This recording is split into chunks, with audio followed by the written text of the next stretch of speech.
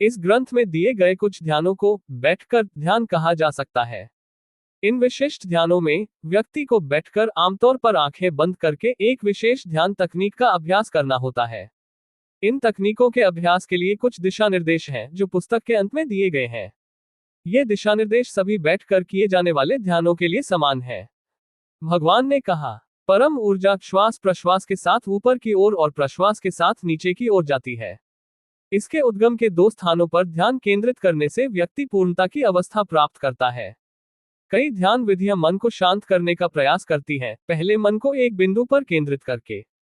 किसी चीज पर ध्यान केंद्रित न करने की तुलना में पहले किसी चीज पर मन को केंद्रित करके मन को शांत करना आसान होता है।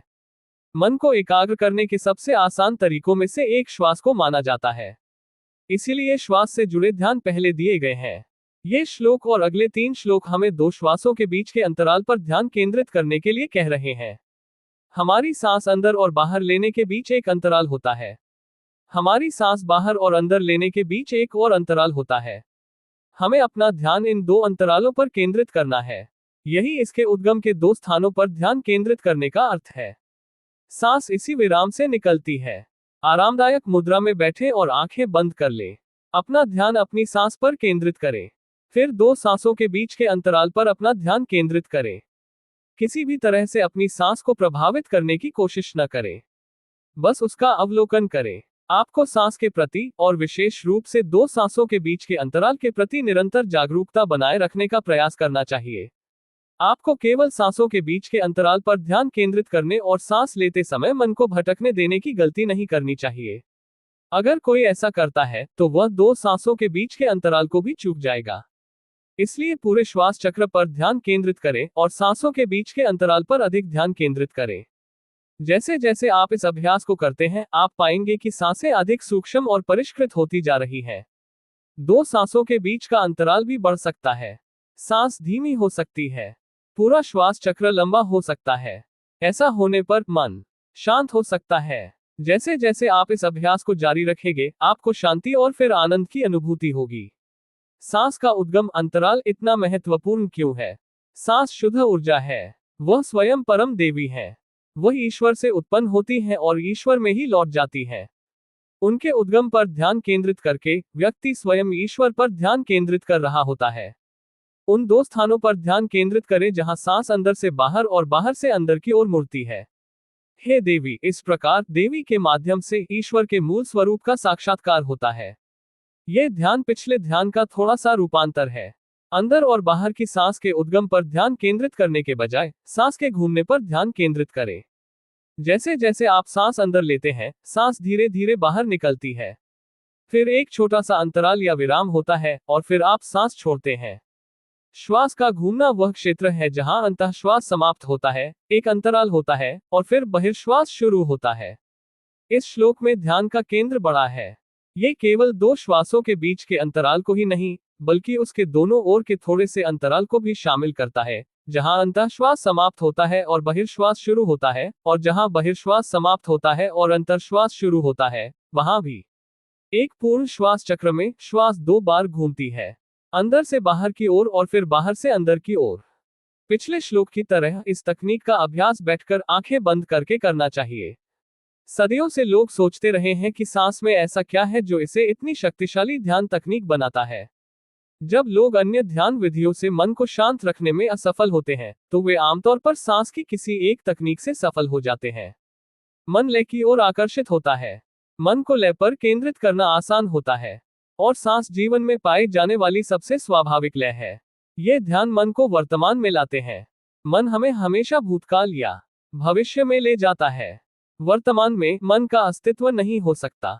वर्तमान में मन की कोई आवश्यकता नहीं है, न ही कोई उपयोग है। व्यक्ति केवल जागरूक होता है। मन को वर्तमान पर पर्याप्त समय तक केंद्रित करने से मन स्वतः ही विलीन हो जाता है। इन ध्यान विधियों का अभ्यास करते समय विचार बार बार आ सकते हैं। जब कोई विचार उठता है तो हम सांस के घूमने का समय चूक जाते हैं। ऐसा होने पर परेशान न हो, बस मन को अभ्यास पर वापस लाएं। जो विचार उठे हैं उन पर ध्यान न दें, या इस बात से परेशान न हो कि ये विचार बार बार उठते रहते हैं। मन को वापस ध्यान में लगाएं। धीरे धीरे विचार कम होते जाएंगे और एक दिन पूरी तरह से समाप्त हो जाएंगे। देवी के माध्यम से ईश्वर के मूल स्वरूप का साक्षात्कार होता है। देवी श्वास या ऊर्जा है। उनके माध्यम से या श्वास के प्रति सजगता के माध्यम से हम ईश्वर तक पहुंचते हैं।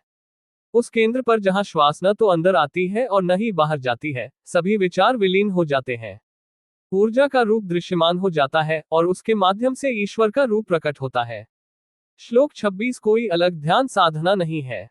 ये वही ध्यान साधना है जो श्लोक 24 में दी गई है। जोर देने के लिए इसे फिर से दोहराया गया है। ऐसा इसलिए है क्योंकि यह एक बहुत ही महत्वपूर्ण साधना है। यह मन को स्थिर करने की एक सरल और शक्तिशाली तकनीक है। जब हम स्थिर, मौन होते हैं, तो हम ईश्वर तक पहुंचते हैं। केंद्र पर दो श्वासों के बीच के अंतराल में हम पूरी तरह से स्थिर होते हैं। हम श्वास भी नहीं ले रहे होते। उस मध्य अवस्था, उस स्थिरता के प्रति सजग होने से सभी विचार विलीन हो जाते हैं। चूंकि उस समय हमारा शरीर पूरी तरह से स्थिर होता है, इसलिए हमारा मन भी स्थिर हो जाता है। जब हमारा मन स्थिर हो जाता है, तो ईश्वर का रूप प्रकट होता है। जब हम किसी शांत, निर्मल झील को देखते हैं तो हमारा मन स्वतः ही अधिक शांत हो जाता है। झील की शांति हमारे मन को और अधिक शांत बनाती है। यही कारण है कि दो सांसों के बीच का केंद्र या अंतराल इतना विशेष होता है। उस अवस्था में, उस क्षण में, हमारा शरीर पूरी तरह से स्थिर होता है। उस स्थिरता पर अपना मन केंद्रित करने से हमारा मन भी स्थिर हो जाता है। जानबूझकर सांस रोकने की कोशिश न करें। शरीर को सामान्य रूप से सांस लेने दें। आराम से बैठे और अपनी आंखें बंद कर लें। अपना ध्यान सांसों पर केंद्रित करें और दो सांसों के बीच के अंतराल पर पूरा ध्यान दें। कोशिश करें कि एक भी अंतराल न छूटे। जैसे जैसे आप इस अभ्यास को करेंगे, आप पाएंगे कि आप अधिक धीरे धीरे, अधिक कोमलता से, अधिक सहजता से सांस ले रहे हैं। यह बिना किसी प्रयास के स्वतः ही होता है। आपकी सांसों की लंबाई बढ़ सकती है। अब आप प्रति मिनट कम बार सांस ले रहे होंगे। जैसे जैसे आप स्थिरता, दो सांसों के बीच के अंतराल के प्रति जागरूक होते जाते हैं, मन अधिक से अधिक स्थिर होता जाता है। कम विचार उठेंगे और आप अधिक शांति और आनंद का अनुभव करने लगेंगे। यही अर्थ है जब श्लोक कहता है कि ऊर्जा का रूप दृश्यमान हो जाता है। अंततः, यदि मन को पर्याप्त समय तक शांत रखा जाए, तो व्यक्ति आत्मज्ञान की अवस्था को प्राप्त कर लेता है। ये विधियां समझने में सरल हैं। मन को ये भ्रम न होने दे कि चूंकि ये सरल है, इसलिए इनसे मुक्ति नहीं मिलेगी। सत्य सदैव सरल होता है, कभी जटिल नहीं होता। श्वास संबंधी ध्यान सरल हो सकते हैं, लेकिन वे अत्यंत शक्तिशाली होते हैं। इसीलिए इन्हें पहले दिया गया है।